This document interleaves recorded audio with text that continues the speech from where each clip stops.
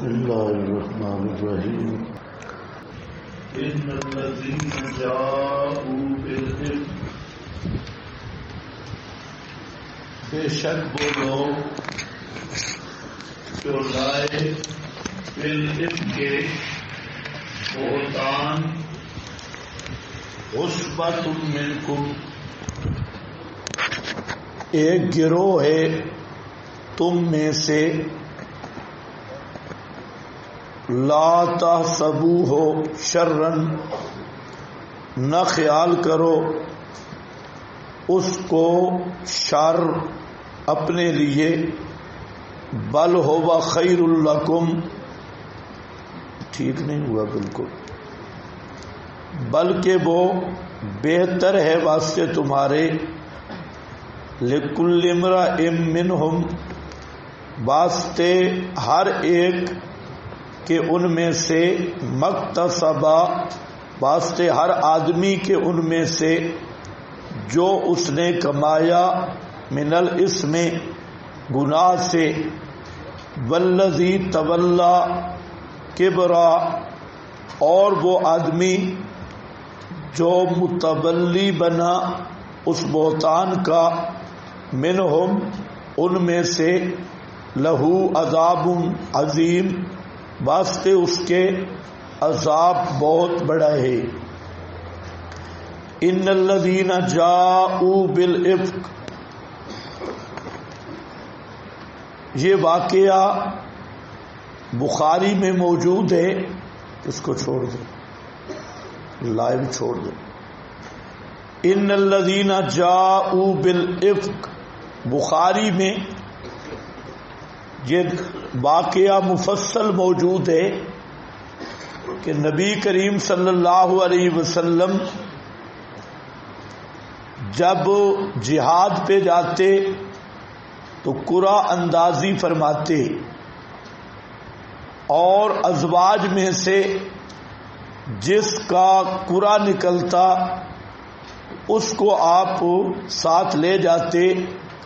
حضرت عائشہ صدیقہ رضی اللہ تعالی عنہا فرماتی ہیں کہ آپ صلی اللہ علیہ وسلم نے ایک غزوہ میں قرعہ اندازی فرمائی تو فخرج فیہا سامی، تو میرا قرعہ نکلا، فخرجت مع رسول اللہ صلی اللہ علیہ وسلم بعد ما انزل الحجاب، تو میں رسول اللہ صلی اللہ علیہ وسلم کے ساتھ گئی بعد اس کے کہ حجاب یعنی پردے کا حکم آ چکا تھا۔ فکنت احمل فی ہودجی، میں اٹھائی جاتی تھی اپنے ہودج میں، ہودج یہ لکڑی کا بنا ہوا تھا۔ حضرت عائشہ رضی اللہ تعالی عنہا کے بیٹھنے کے لیے، وَأُنزَلُ فِيهِ، تو یہ لمبی حدیث ہے کہ فرماتی ہے ہم چلتے رہے، جب رسول اللہ صلی اللہ علیہ وسلم غزوہ سے فارغ ہو گئے اور کوچ فرمایا، ہم مدینہ کے قریب پہنچے تو وہاں پر اذن دیا گیا، اعلان ہو گیا رحیل کا، وہاں قافلے نے پڑاؤ کیا، فمشیت، تو میں چل پڑی، حتیٰ کہ میں قافلہ اور جیش سے آگے نکل گئی، فلما قضیت ما شأنی، جب میں قضائے حاجت سے فارغ ہوئی تو اپنے کچابے جگہ کی طرف متوجہ ہوئی، تو میں نے جب اپنے سینے کی طرف ہاتھ لمس کیا تو فَإِذَا عِقْدٌ لِّي، تو میرا ایک ہار تھا وہ کہیں ٹوٹ کر گر گیا تھا، فرجعت، پس میں واپس آئی اس ہار کو تلاش کرتی ہوئی، اور اس کی ابتغاء، اس کی تلاش نے مجھے روک دیا، یعنی دیر ہو گئی۔ اور فرماتی ہیں جب میں وہاں پہنچی قافلہ کے پاس تو اقبل الراحت، اور وہ جو قافلے والے تھے وہ متوجہ ہوئے، انہوں نے سمجھا کہ میں ہودج کے اندر ہوں، تو انہوں نے وہ ہودج اٹھایا جو ڈیوٹی پر تھے، اور یحسبون انی فیہ، یہ گمان کر رہے تھے کہ میں اس ہودج کے اندر ہوں۔ اور آگے وجہ بیان کرتی ہیں کہ عورتیں اس وقت اتنی بزری نہیں ہوتی تھی، اور وہ لحم گوشت وغیرہ ان پہ اتنا نہیں ہوتا تھا، وہ کھانا تھوڑا بہت کھاتی اور اس طرح بھاری نہیں ہوتی تھی۔ تو فلم یستنکر القوم، قوم کو پتہ ہی نہیں چلا، اوپر ہی نہیں سمجھا خفت الہودج، ہودج کا ہلکا پن، جب انہوں نے اس کو اٹھایا، وحملوہ، اور اس کو رکھ دیا اونٹ پر، وکنت جاریۃ، میں لڑکی تھی، حدیثۃ السن، نو عمر، فبعثوا، تو انہوں نے اونٹ کو چلا دیا، اور وجدت اقدی، میرا ہار بھی مل گیا، لیکن جیش چلا گیا تھا۔ فجئت منازلہم، میں ان کی جگہ پہ آئی، ولیس بہا منہم داع ولا مجیب، وہاں نہ کوئی بلانے والا تھا نہ جواب دینے والا۔ تو میں نے اپنی جگہ کا قصد کیا جس میں تھی، وظننت، اور میں نے خیال یہ کیا کہ انہم، کہ وہ قافلہ والے مجھے گم پائیں گے، فیرجعون الی، وہ میری طرف واپس آئیں گے، بین انا جالسۃ فی منزلی، اسی طرح میں اپنی جگہ پر بیٹھی تھی کہ غلبتنی عینی، مجھے نیند آ گئی، فنمت، بس میں سو گئی۔ اور صفوان بن معطل السلمی ثم زکوانی من ورائے الجیش، یہ صحابی تھے حضرت صفوان بن معطل، جن کی ڈیوٹی تھی قافلہ کے پیچھے رہنا، اور جو چیز رہ جائے گر جائے اس کی سامان کی حفاظت کرنا۔ تو حضرت عائشہ فرماتی ہیں کہ میں وہاں سوئی ہوئی تھی، تو صفوان بن معطل صحابی یہ اصبح عند منزلی، جب صبح ہو رہی تھی تو یہ وہاں میرے ٹھہرنے کی جگہ کے قریب آیا، اور اس نے انسان کا دیکھا، سواد سایہ کہہ لو، یا اسے معلوم ہوا کہ جیسے انسان کا کوئی نشان لگتا ہے، اس نے دیکھا تو کہ سویا ہوا ہے، فعرفنی، اس نے مجھے پہچان لیا جب مجھے دیکھا، وکان رآنی قبل الحجاب، کیونکہ صفوان نے مجھے پردہ کے نزول سے پہلے دیکھا ہوا تھا۔ فاستيقظت باسترجاعه، تو اس نے پڑھا انا للہ و انا الیہ راجعون، اونچا اونچا پڑھنا شروع کیا، تو میں اس کے اس استرجاع سے بیدار ہو گئی، اور میں نے اپنا کپڑا چہرے پہ کر لیا، چادر، واللہ ما تکلمنا بکلمۃ ولا سمعت منہ کلمۃ، اللہ کی قسم نہ ہم نے کوئی اور بات کی، نہ اس کی میں نے کوئی بات سنی سوائے انا للہ و انا الیہ راجعون استرجاع کے۔ اس نے اونٹنی بٹھا دی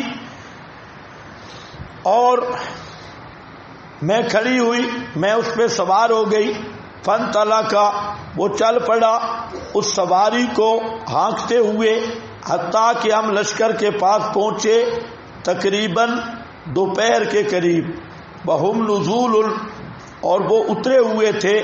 قالت فرماتی ہیں فہلاک من ہلاک پس ہلاک ہوا جو ہلاک ہوا.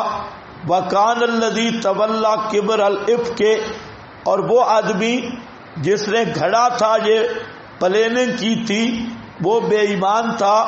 عبداللہ ابن ابی ابن سلول یہ شیطان.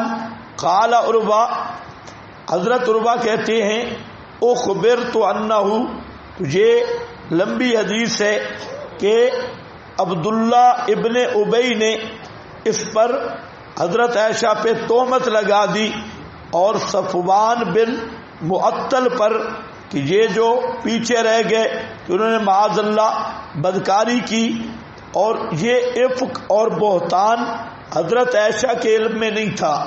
دوسری حدیث میں ہے فرماتی ہیں جب میں واپس آئی تو بیمار ہو گئی قدرتی طور پہ, لیکن مجھے پتہ نہیں تھا کہ باہر کیا باتیں ہو رہی ہیں. تو ایک رات ام مستہ کے ساتھ قضاء حاجت کے لیے باہر تشریف لے گئی. گھروں میں قضاء حاجت کا انتظام نہیں تھا تو ام مستہ کو وہاں ٹھوکر لگی تو اس نے مستہ کے بارے میں کچھ سخت کلمات کہے. تو حضرت عائشہ کہتی ہے کہ میں نے اس سے پوچھا کہ مستہ تو اچھا آدمی ہے, آپ اس کے بارے میں کیوں ایسی بات کر رہی ہے؟ تو ام مستہ بول پڑی, انہیں کہا کہ آپ کو پتہ نہیں کہ شہر میں کیا بات چل رہی ہے؟ میں نے کہا مجھے تو نہیں پتا. تو ام مستہ نے مجھے ساری کہانی بتا دی کہ یہ جب آپ لشکر کے ساتھ ملے تھے تو عبداللہ ابن ابی نے بکواس کیا تھا اور پورے مدینہ میں منافق اور 7 یہودیوں کی سازش یہ سارے مل کر تو مدینے میں اتنا کوہرام اور طوفان بدتمیزی انہوں نے مچایا ہوا ہے. حضرت عائشہ فرماتی ہے پہلے نبی کریم علیہ السلام میرے پاس آتے لیکن آپ کا پہلے والا رخ نہیں ہوتا تھا. اس کو میں سوچ رہی تھی کہ آپ آتے ہیں لیکن پہلے والی شفقت نہیں. تو اب مجھے جب پتہ چلا تو میں نے نبی کریم علیہ السلام سے اجازت لی اور میں گھر چلی گئی.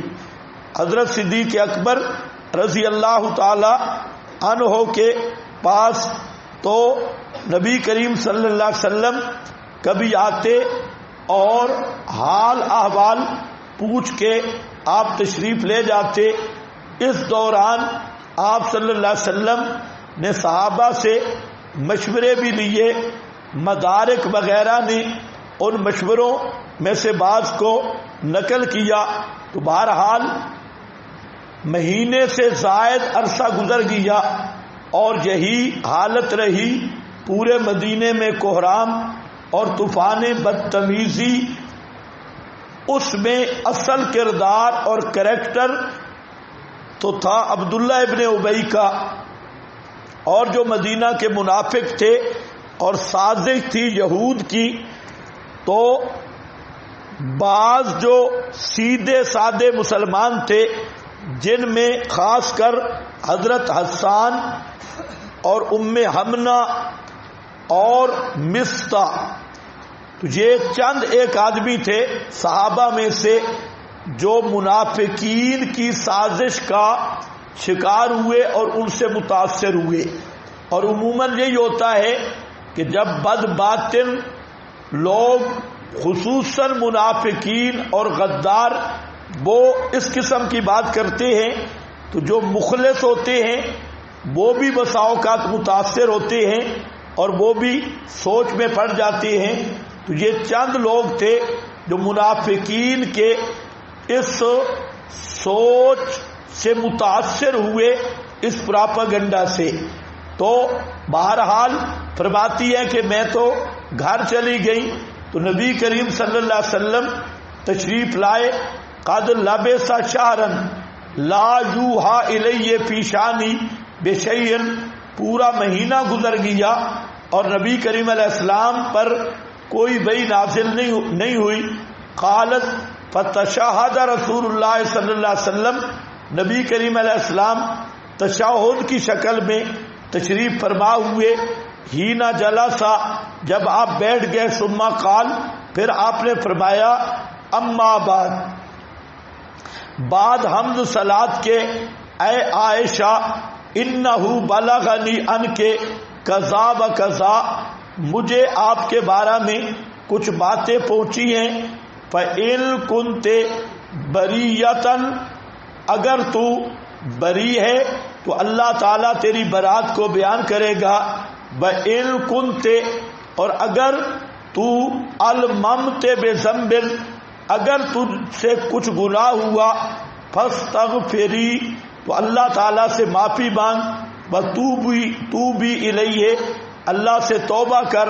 فَإِنَّ الْعَبْدَ کیونکہ آدمی جب گناہ کا اعتراف کر لیتا ہے اللہ کے سامنے ثم تابا پھر توبہ کرتا ہے تو اللہ بھی اس کی توبہ قبول کرتا ہے.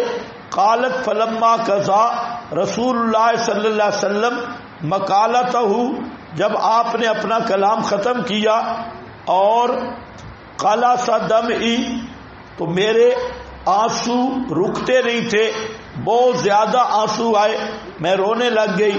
فقلت لأبی میں نے اپنے ابو کو کہا عجب رسول اللہ صلی اللہ علیہ وسلم عنی میری طرف سے آپ نبی پاک کو جواب دیں.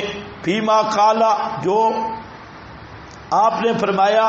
فقال ابی تو میرے باپ نے کہا واللہ ما ادری ما اقولو مجھے نہیں پتا کہ میں رسول پاک صلی اللہ علیہ وسلم کے سامنے کیا بات کروں.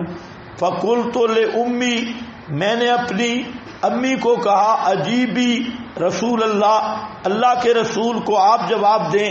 قالت امی تو میری ماں کہنے لگی واللہ ما ادری ما اقول اللہ کی قسم میں نہیں جانتی میں کیا کہوں رسول اللہ صلی اللہ علیہ وسلم کے سامنے.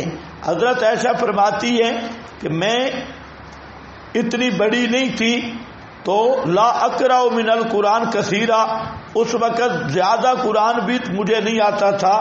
انی واللہ لقد علمت لقد سمعتم ھذا الحدیث میں نے کہا اللہ کی قسم تم نے یہ بات سن لی ہے اور استقر فی انفسکم یہ بات تمہارے دل میں مضبوط ہو گئی اور تم نے اس کی تصدیق کی.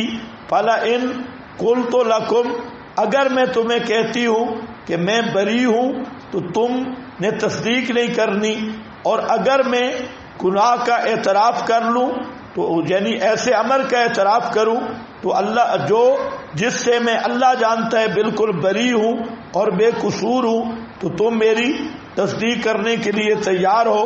فواللہ لا اجد لی ولکم مسئلہ الا ابا یوسف تو میں نے کہا اللہ کی قسم میرے پاس اور کوئی جواب نہیں صرف حضرت یوسف کے باپ والی بات. دوسری حدیث میں ہے فرماتی ہے میں حضرت یوسف کے باپ کا نام بھی بھول گئی. ہی نہ کالا جب اس نے کہا فصبر جمیل واللہ المستعان علی ما تصفون یہ پڑھی اور پھر میں سیڈ پہ ہو گئی اور بستر پہ لیٹ گئی. واللہ یعلم میں نے کہا کہ اللہ جانتا ہے کہ میں بالکل بری ہوں اور بے قصور ہوں, اور یہ کہ ان اللہ مبرئنی بے براعتی اللہ تعالیٰ مجھے سچا ثابت کرے گا میری برات کا اعلان کرے گا. لیکن واللہ ما کنت اظن میرا یہ گمان کبھی بھی نہیں تھا کہ اللہ تعالیٰ قرآن میں میری شان بیان کرے گا. منزل فی شانی وحیا کہ اللہ تعالیٰ میرے بارے میں وہی نازل کرے گا جو پڑھا جاتی رہے گی میری شان میں. تو میں اپنے آپ کو اس قابل نہیں سمجھتی تھی کہ اللہ تعالیٰ میرے بارے میں وحی میں صفائی دے گا.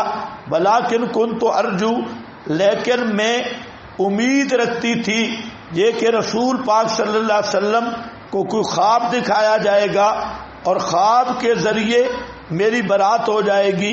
فواللہ ما دام رسول اللہ صلی اللہ علیہ وسلم آپ ہمیشہ یہ دامہ لفظ رسول اللہ مجلسہ ولا خرج احد من اہل البیت آپ اسی حالت میں وہاں تشریف فرما تھے، گھر والوں سے کوئی بھی باہر نہیں نکلا، حتیٰ کہ انزل علیہ، آپ پر وحی کا نزول شروع ہوا، اور جب آپ پہ وحی کا نزول شروع ہوتا تھا وہ حالت خاص تھی، پہچانی جاتی تھی، سخت سردیاں بھی ہوتی تو آپ کے چہرے پر موتیوں کی طرح پسینہ بہتا، جب آپ پہ وحی آتی تو من ثقل القول الذی انزل علیہ، کیونکہ یہ قول ثقیل ہے قرآن پاک، جب آپ پہ اترتا آپ پسینہ سے شرابور ہو جاتے۔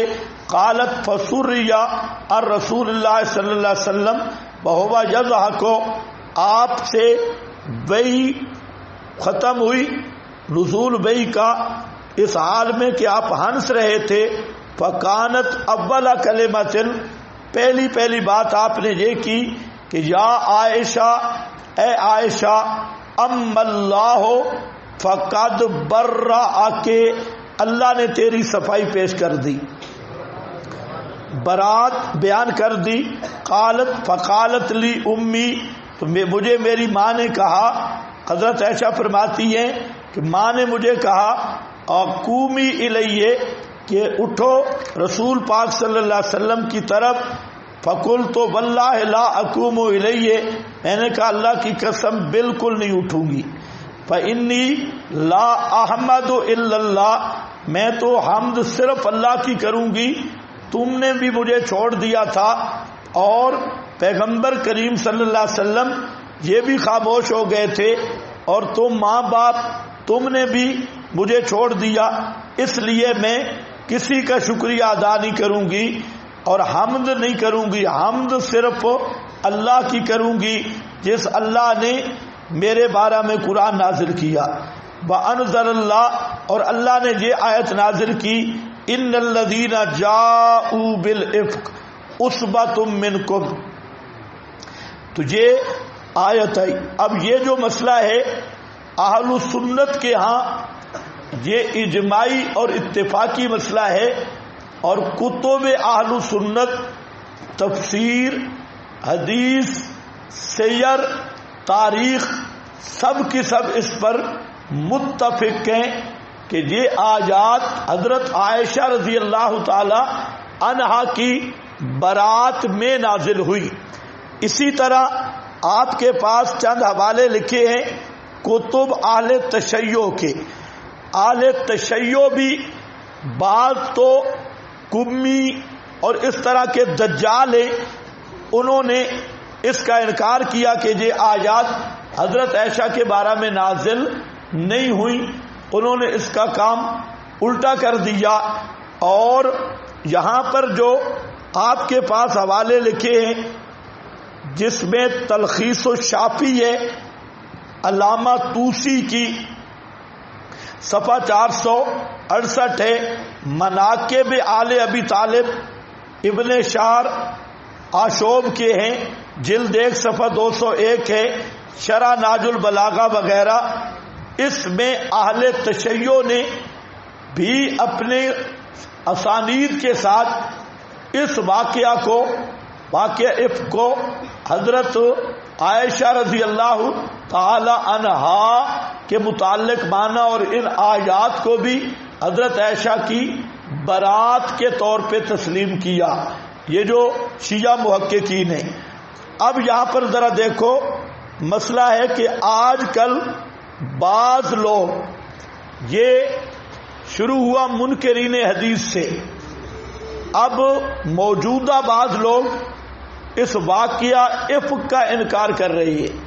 وہ کہتے ہیں یہ واقعہ افک پیش ہی نہیں ہوا، یہ کوئی واقعہ مارد وجود میں نہیں آیا، یہ ایسی گپ ہے۔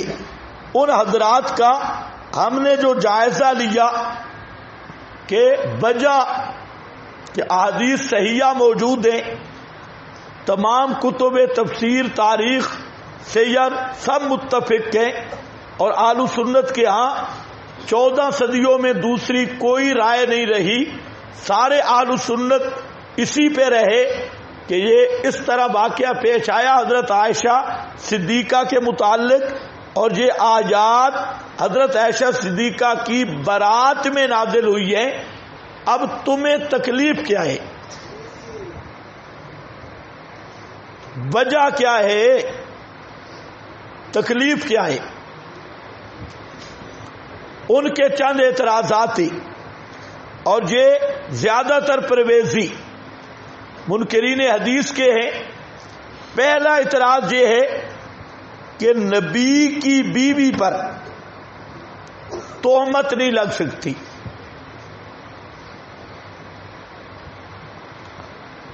اس میں نبی کی بے عزتی ہے اور نبی کی شان کے خلاف ہے کہ پیغمبر کی بیوی ہو اور اس پہ زنا کی تہمت لگے، تو یہ اس میں نبی کی بے عزتی ہے معاذ اللہ، اور نبی کی توہین ہے۔ اس لیے ہم اس واقعہ کو ماننے کے لیے تیار نہیں۔ یہ پہلا اعتراض آیا۔ جواب یہ ہے کہ حضرت یوسف پہ تہمت لگی نہیں لگی؟ جی تم تو بولو، حضرت یوسف پہ تہمت لگی ہے نہیں لگی؟ اب پھر کیا جواب ہوگا؟ حضرت مریم پہ، نبی کی ماں پہ تہمت لگی ہے نہیں لگی؟ یہ سورہ مریم پوری پڑھ کے آئے ہو، حضرت مریم پہ بھی تہمت لگی، حضرت یوسف پر بھی تہمت لگی۔ تو اب کیا خیال ہے ان منکرین کا کہ قرآن کا بھی انکار کریں گے؟ یعنی آپ رنگ کتنا خوبصورت پیش کر رہے ہیں کہ اس میں نبی کی بے عزتی ہے، نبی کی توہین ہے۔ ایک یہاں میرے پاس بھی تشریف لایا تھا، اس نے بھی کہا کہ واقعہ افق نہیں ہے کہ وجہ، کہتا ہے وجہ یہ ہے پیغمبر کی بیوی پر یہ تہمت لگنا، یہ نبی کی توہین نہیں۔ تو میں نے کہا نبی کی بیوی پر تہمت لگنا نبی کی توہین، اور نبی کی ماں پہ تہمت لگنا نبی کی وجہ سے۔ حضرت مریم پہ تہمت لگی حضرت عیسیٰ کی وجہ سے، حضرت عیسیٰ پیدا ہوئے، تو نبی کی پیدائش پہ ماں پہ تہمت لگی، تو پھر بالکل سمن بکمن عمجن، جواب نہیں۔ یہ لوگ ہوتے ہیں سطحی اعتراضات والے۔ تو پہلا جواب میں نے دے دیا کہ حضرت یوسف پہ تہمت لگی، حضرت مریم پہ تہمت لگی، اللہ نے ان کی، اس نے بھی یہ بات کی پہلے والے میں، کہتا ہے کہ حضرت مریم پہ تہمت لگی تو اللہ نے جواب دے دیا۔ تو میں نے کہا حضرت عائشہ پہ لگی تو اللہ نے جواب نہیں دیا؟ یہ ساری آیتیں اللہ نے نازل کی ہے۔ تو حضرت یوسف، یہاں پر شان میں فرق ہے، حضرت یوسف پہ تہمت لگی تو اللہ تعالیٰ نے شاہد من علیہا، وہ بچہ تھا یا بوڑھا تھا، اس سے شہادت دلوائی، گواہی زمین سے آئی۔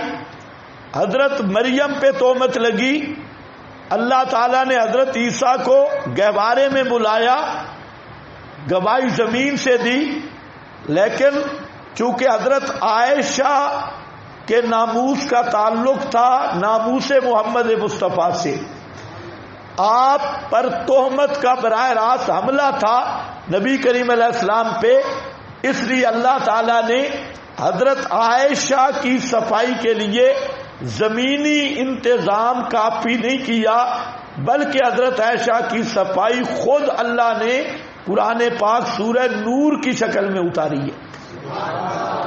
تو اس سے بڑی کیا عظمت ہو سکتی ہے، اس سے بڑی شان کیا ہو سکتی ہے؟ دوسرا اعتراض اس روایت پہ جو کیا گیا، وہ جان بوجھ کے میں نے وہی حصہ یہاں نقل کیا جو معترضین نے اعتراض کیا، وہ یہ ہے کہ لفظ آ رہا ہے بِإِن كُنتِ الممت بذنب فاستغفری، اگر تجھ سے گناہ ہو گیا تو اللہ سے معافی مانگ۔ تو کہتے دیکھا اس میں تو اس حدیث نے تو حضرت عائشہ پہ تہمت ثابت کر دی کہ گناہ ہوا ہے۔ اور بات سمجھو بابے، ان کنتے بولو بولو سارے آپ کے پاس لکھی ہے. ان کنتے الممتے بے ذنبن فاستغفری، اگر تجھ سے گناہ ہوا تو معافی مانگ. اس سے پتہ چلتا ہے کہ نبی کریم علیہ السلام نے حضرت عائشہ پر اس روایت کے مطابق تہمت کو تسلیم کر لیا.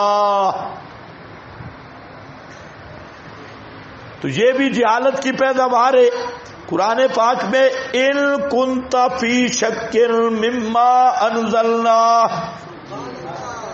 ان کنت فی شک، اگر ہے تو شک میں، مما انزلنا، قرآن کے بارے میں اگر تجھے شک ہے تو کیا کہو گے؟ قرآن نبی کو شکی ثابت کر رہا ہے. اور سمجھ رہے ہو میری بات؟ یہاں پر بھی کیا لفظ ہے؟ ان کنتے الممتے، اور وہاں پر کہ ان کنتا فی شک مما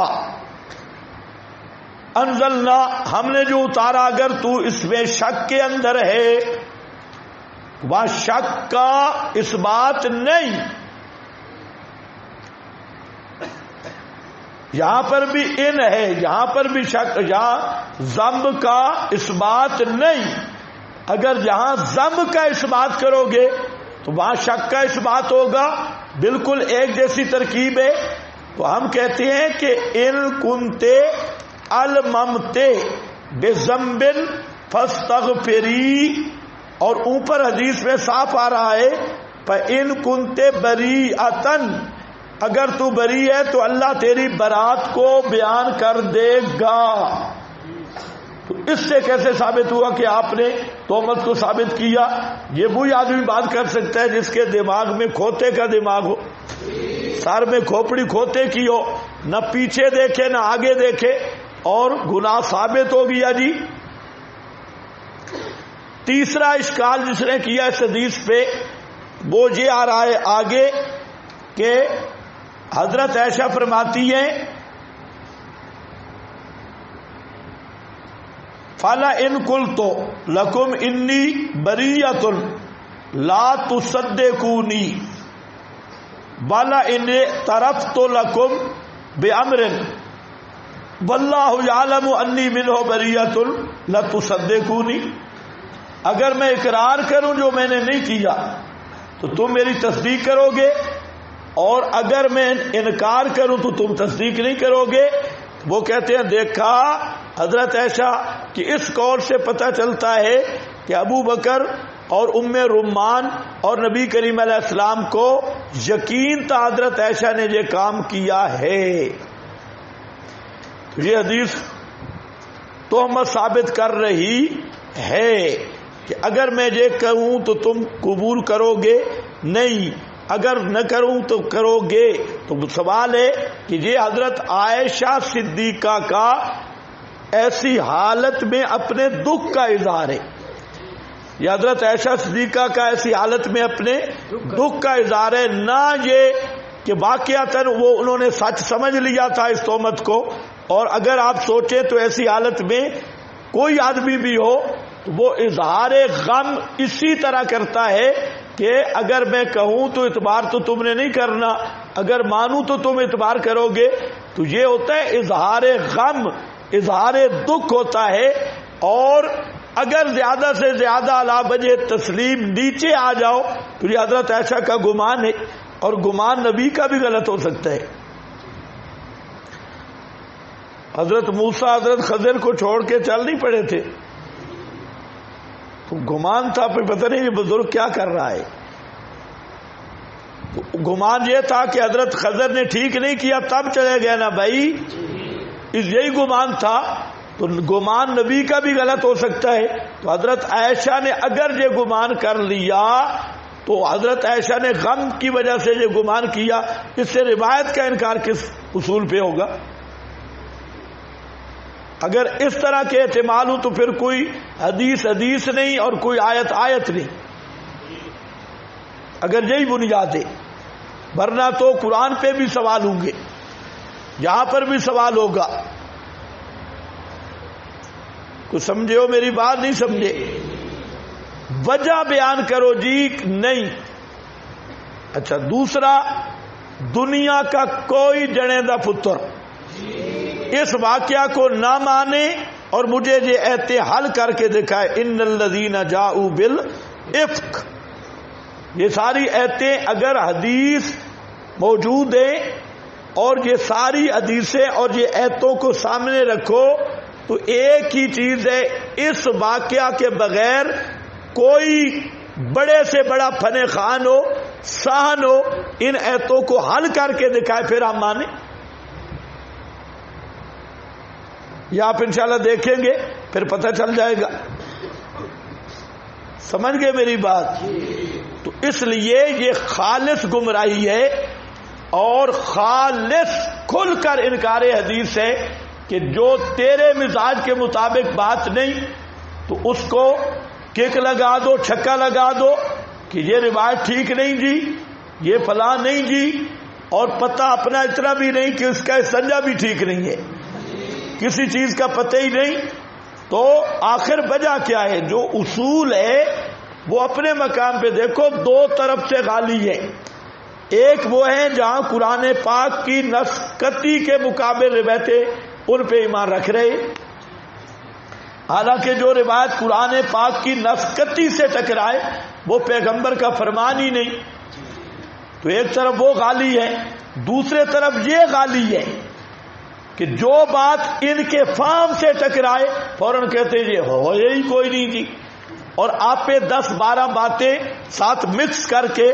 تو آج یہ فضا بن گئی کہ اس حدیث کے منکر، یہ سب سے پہلے منکرین حدیث ہے، اس کے بعد ایک ملا ہے قاضی عبد الدائم، چوروں کے ہم نے گھر تک دیکھا ہوا ہے قاضی عبد الدائم. اور آج بعد خطیبوں نے شروع کر دیا کہ وہی اس کی چند باتیں اردو کی دیکھ کر انہوں نے سمجھا ایک نئی تحقیق ہے، اس کو فٹ کر دو.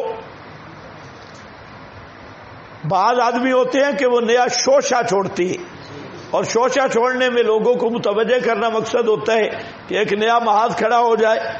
تو اس لیے اب وہ آیات بھی آپ دیکھیں گے، اگر اس حدیث کو آپ نہیں تسلیم کریں گے وہ ایتیں حل ہو ہی نہیں سکتی. اب دیکھو یہاں کیا معنی ہے، ان الذین جاؤوا بالافک، بے شک وہ لوگ جاؤوا بالافک جو لائے بالافک بہت بڑا بہتان. یہ واقعہ نہیں تھا تو یہ بہتان کیا تھا؟ بالافک. اور اس میں پہلی تسلی بھی آ گئی. تسلی اول اللہ نے تعبیر کیا کیا؟ افک. اور افک کا معنی بہت بڑا گھڑنتو بہتان، جو انہوں نے اپنے خود بیٹھ کے میٹنگ میں طے کیا، مشورہ میں گھڑا. یہ پہلی تسلی بالافک. اوپر لکھا ہے اشارۃ الی انہم اظہروہ من عند انفسہم من غیر ان یکون لہ اصل. یہ افک کا معنی کہ انہوں نے میٹنگ میں بیٹھ کے گھڑا ہے، بے ایمانوں نے مشورے میں طے کیا ہے اور اپنی طرف سے گھڑ لیا جس کی کوئی حقیقت نہیں. آگے عصبۃ منکم، چھوٹا سا گروہ ہے. یہ دوسری تسلی ہے. اتنا بڑا گروہ نہیں، چھوٹا سا گروہ ہے. منکم، تم میں سے ہے، یعنی بظاہر تم میں سے منافق بھی کلمہ پڑھتے تھے. عصبۃ منکم میں بتایا جو بظاہر اپنے آپ کو تم ہی میں سے شمار کرتا ہے. لا تحسبوہ شرا، نہ خیال کرو، یہ تیسری تسلی ہے. تیسری تسلی، نہ خیال کرو اس کو شرن برا اپنے حق میں، بلکہ ہوا خیر لکم، وہ بہت بہتر ہے واسطے تمہارے. اس جملے کو سمجھنا ہے، اس کو شر خیال نہ کرو. لا تحسبوہ شرن، مہینے تک پریشانی تو رہ گئی. روتے دھوتے بھی رہ گئے، مدینے میں فساد بھی برپا رہا، پھر کیا مطلب ہے؟ لا تحسبوا شرًا، اس کو شر گمان نہ کرو۔ سوال سے بڑا شر کیا ہو سکتا ہے؟ اللہ فرماتے ہیں ظاہر کو نہ دیکھو، بل ہوبا خیر لکم، اس کے نتائج دیکھو، اس کا انجام دیکھو، یہ سب سے بڑی خیر ہے واسطے تمہارے۔ خیر لکم، بہت بڑا امتحان اور یہ خیر ہے۔ خیر اس پہ میں بات کرتا ہوں آگے۔ لِكُلِّ امْرَئٍ، واسطے ہر آدمی کے ان میں سے، مکتسب، جو اس نے کمایا، من الاسم، گناہ سے، والذی، اللہ فرماتے ہیں یہ ہے اثبات ضرر للقاذفین، اثبات ضرر للقاذفین۔ یہاں تین قسم کی زجریں آئیں گی۔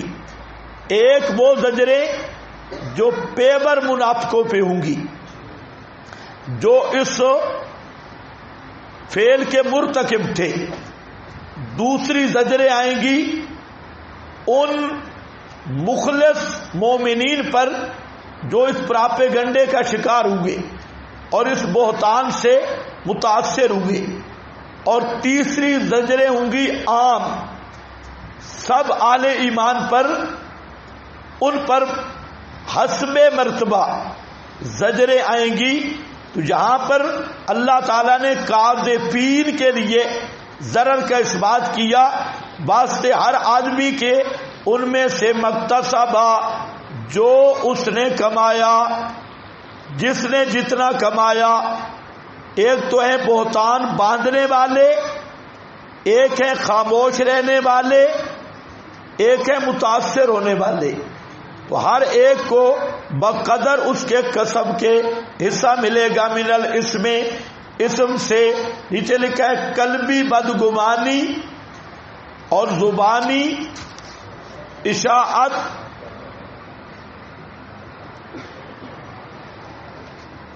طبعا یہ تین طرح ہوتا ہے۔ ایک ہے بکواس کرنے والے، آگے جب آدمی بکواس کرتا ہے، کچھ آدمی ہوتے ہیں نقل کرنے والے۔ یہ بات سمجھنے کی ہے کہ فلانا آدمی جو کہہ رہا تھا، یہ جو ناقل ہے یہ بھی اسی قاذف کے برابر ہے۔ بھئی کیوں تو نقل کر رہا ہے؟ آپ میری بات نہیں سمجھے۔ ایک ہے بکواس کرنے والا اور دوسرے اس کو آگے زبانن نقل کرنے والے، اور وہ کیا کہتے ہیں؟ میں نے فلانے آدمی سے سنا ہے وہ یہ بات کر رہا تھا۔ تو پھر تو بھی تو اشاعت کر رہا ہے، فلانے آدمی سے تو سنا، آگے جو آدمی کو بتا رہا ہے تو بھی تو اس اشاعت میں شریک ہے۔ اور ایک وہ صوفی ہوتے ہیں جو چپ کر جاتے ہیں لیکن دل میں بات آ جاتی ہے کہ شاید ہو سکتا ہے، دل میں، یہ ہے قلبی۔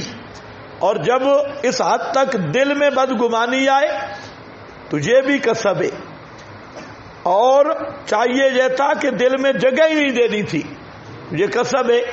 زبانن نقل کرنا یہ بھی کسب ہے، بہتان لگانا یہ بھی کسب ہے، اور پھر اس بات کی تائید کرنا جو اگرچہ کم تھے تو یہ بھی کسب ہے۔ تو ہر آدمی نے جتنا اس معاملے میں کسب کیا من الاسم، گناہ سے، اس کو اتنا ہی ملے گا۔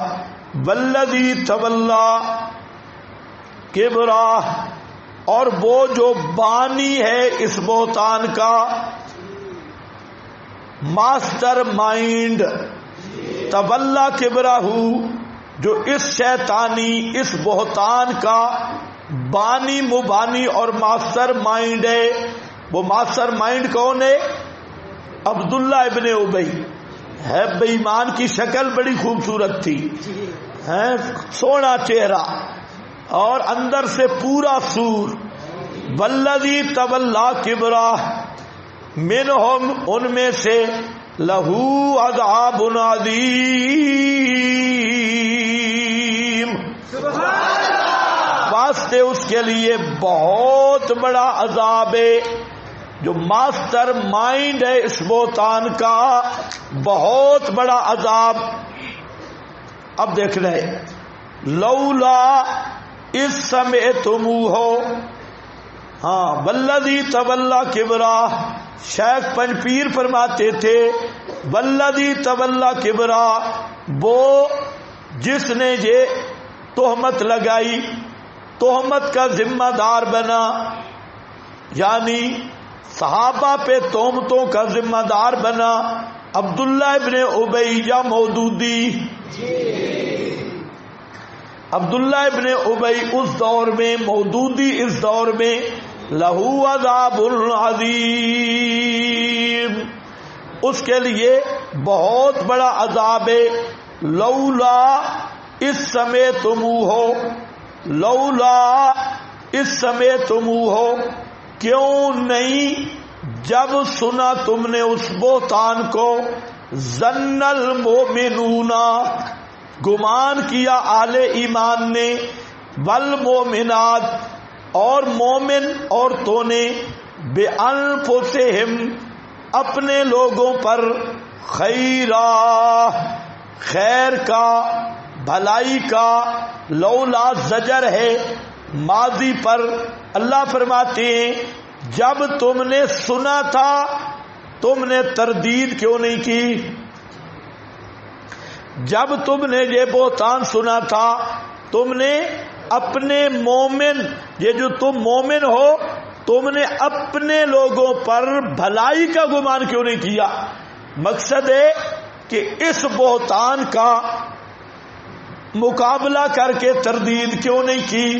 وقالو، اور زبان سے کیوں نہیں کہا ھذا افک مبین، یہ واضح بہتان ہے. ھذا افک مبین، اوپر بھی کیا فرمایا؟ بالافک، اور نیچے بھی کیا فرمایا؟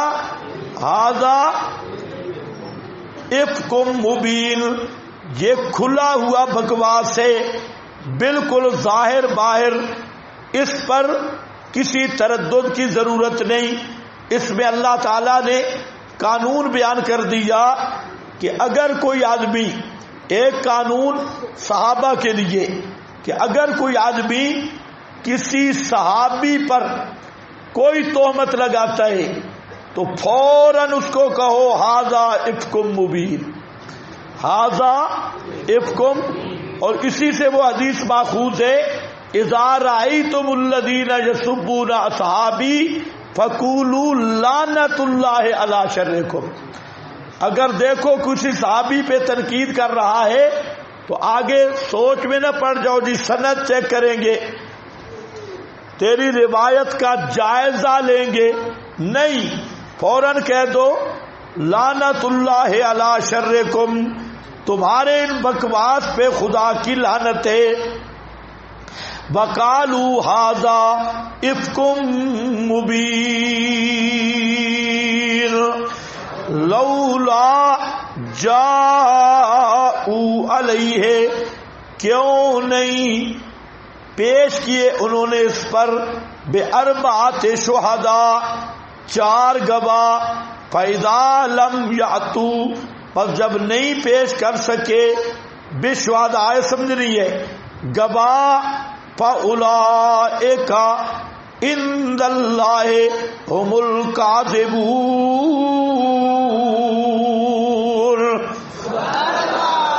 اس آیت کو ذرا سمجھنا ہے خیال سے، کیوں نہیں لائے اس بکواس پر 4 گواہ؟ فَإِذَا لَمْ يَأْتُوا بِالشُّهَدَاءِ، جب 4 گواہ نہیں پیش کر سکے تو تمہارے نزدیک بھی جھوٹے، تمہارے نزدیک بھی اور اللہ کے نزدیک تو ویسے بھی جھوٹے ہیں. ان اللہ تو ویسے، تم نے میری بات سمجھی نہیں، میں نے کیا کہا؟ ان اللہ تو بھائی کیا مانا کرو گے؟ 4 گواہ نہیں لا سکے اس لیے اللہ کے نزدیک جھوٹے ہیں.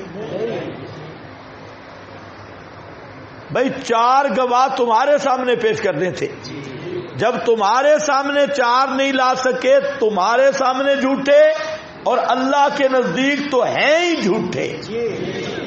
پتہ نہیں تمہیں اللہ کرے سمجھ آئے. یہ چار گواہ تو ہے عند الناس. ظاہری مقدمہ میں تمہارے سامنے چار لائیں، تو جب تمہارے سامنے چار نہیں لا سکے تو تمہارے سامنے جھوٹے ظاہر احکام شرعی میں فَأُولَئِكَ رہ گیا عند اللہ، پس وہ لوگ اللہ کے نزدیک تو ویسے ہی جھوٹے ہیں، کیونکہ اللہ تو ظاہری احکام کا پابند نہیں نہ بزرگوں، اللہ تو دلوں کے حال جانتا ہے. فَأُولَئِكَ عِندَ اللَّهِ هُمُ الْكَاذِبُونَ، وہ لوگ اللہ کے ہاں وہی جھوٹے ہیں. حسر ہم الکاذبون، یہی جھوٹے ہیں بے ایمان.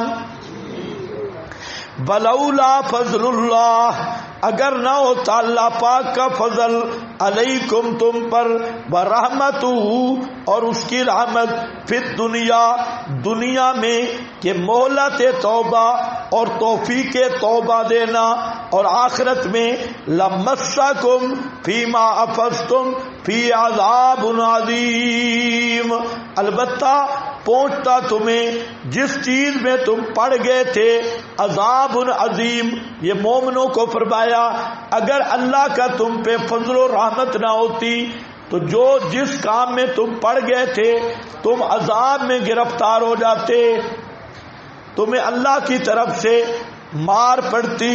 عذاب عظیم اذ تلقونہ بألسنتکم، سبحان اللہ، جب تم اپنی زبانوں پہ لے رہے تھے، من القائے بعضہم علی بعض، اور تلقونہ میں اشارہ ہے کہ بلا تحقیق اور بلا سوچ کے تم اس کو اپنی زبانوں پہ لے رہے تھے. مطلب ہے یہ تو زبانوں پہ لانے کی چیز ہی نہیں تھی، یہ تو معاملہ ایسا تھا کہ تمہاری زبانیں اس معاملے سے گنگ ہونی چاہیے تھی، تمہاری زبان پہ لفظ نہیں جاری ہونے چاہیے تھے، یہ کلمات زبان پر لے آنے کے قابل بھی نہیں تھے، اور تم اس کو زبانوں پہ لے رہے تھے. تلقونہ بألسنتکم، اس کو حاصل کر رہے تھے اپنی زبانوں کے ساتھ. وتقولون بأفواہکم، اور تم اس کو کہہ رہے تھے اپنے منہوں سے ما لیس لکم بہ علم، جس پر تمہارے پاس کوئی دلیل نہیں تھی. وَتَحْسَبُونَهُ هَيِّنًا، اور تم خیال کر رہے تھے اسے معمولی بات. وَهُوَ عِندَ اللَّهِ عَظِيمٌ، حالانکہ وہ اللہ کے ہاں بہت بھاری بات تھی، بہت بھاری بات تھی. کیونکہ یہ مسئلہ تھا پیغمبر کے گھر کا، یہ مسئلہ تھا پیغمبر کے ناموس اور عزت کا. تم یہ باتیں زبان پہ لائے کیوں اور منہ سے یہ ایسے ہے جیسے سورہ کعب میں پڑھا نا کہ یہ جو اللہ تعالیٰ کے لیے نائب بلد یقولون بے، تو یہ تو بات کہنے کی ہے ہی نہیں، یہ بے ایمان کر رہے ہیں. یہاں اللہ نے صحابہ کی تربیت کی، وہاں عیسائیوں وغیرہ کو کہا کہ یہ بے ایمان جو کر رہے ہیں یہ تو کہنے کی بات ہی نہیں.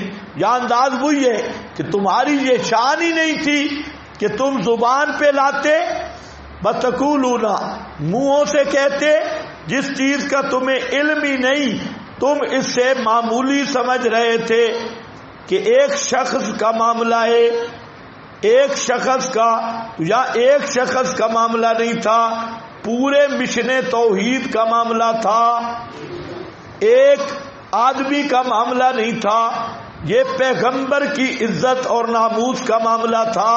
وَهُوَ عِندَ اللَّهِ عَظِيمٌ وَلَوْلَا اِذْ سَمِعْتُمُوهُ، زجروں کا انداز دیکھو، کیوں نہیں جب تم نے سنا اس کو، قل تم اولن کہا تم نے ما یکون لنا نہیں ہے جائز ہمارے لیے ان نتکلم بہذا کہ ہم یہ بات کر سکیں، یہ بات کرنا بھی ہمارے لائق نہیں.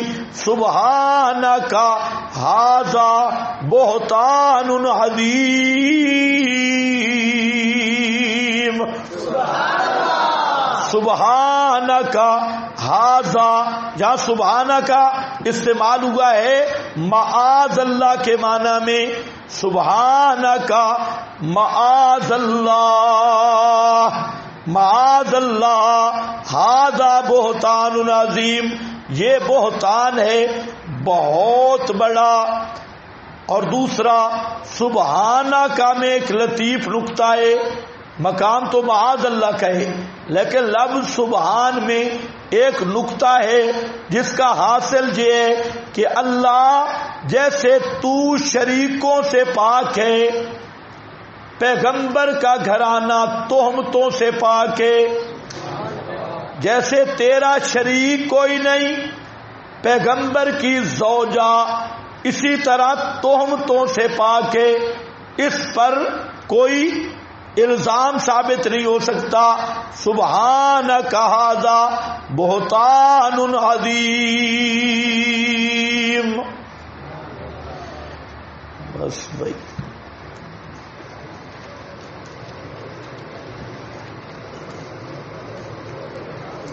یہ کل بلاؤ، اس کو سیٹ کراؤ.